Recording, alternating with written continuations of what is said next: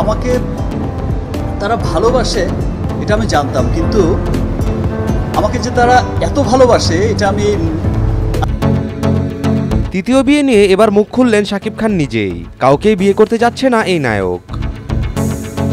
আর কিছুদিন ধরেই যে ফেসবুক বা বিভিন্ন সোশ্যাল মিডিয়াতে যেই বিষয়গুলো দেখছিলাম, যে অপু বুবলির কাছে আমি কৃতজ্ঞ, এরকম একটা কথাই বলতে দেখা যায় এই চিত্রনায়ককে। যে কোনো পরিস্থিতিতে, আমার আনন্দের দিনে, আমার খারাপ সময়, ভালো সময়, সব সময়, সুখের দিনে, দুঃখের দিনে। বাংলাদেশের বাইরে গিয়েও তিনি পরীক্ষা করে দেখেছেন, সবশেষে তার কাছে অপু বুবলি সেরা লেগেছে।